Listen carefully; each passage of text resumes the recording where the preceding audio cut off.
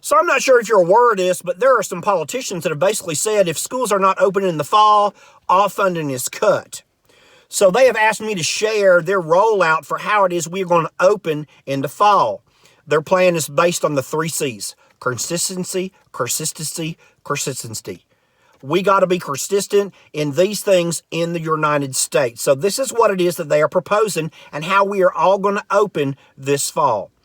First is masks.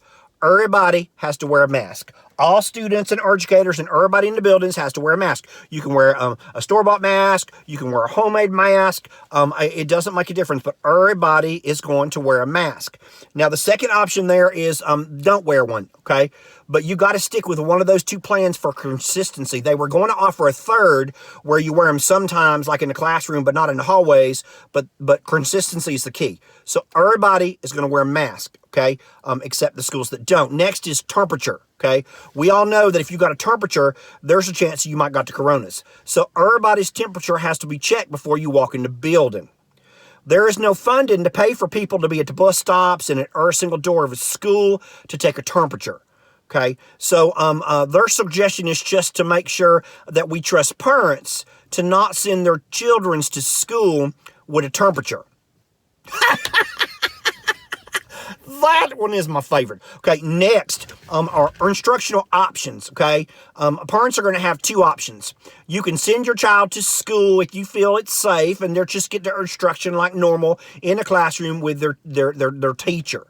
Second option is to continue to the online instruction that we ended the year with, okay? So you can either send your child to school or continue online instruction. Now, there's no funding for who's going to teach the online instruction when all the teachers are teaching, but who knows? Now, there's also a third option.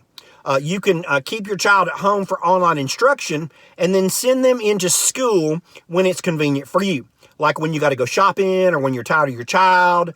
That third plan is called what some of you do anyways during the school year. Okay, so those are the options for instruction.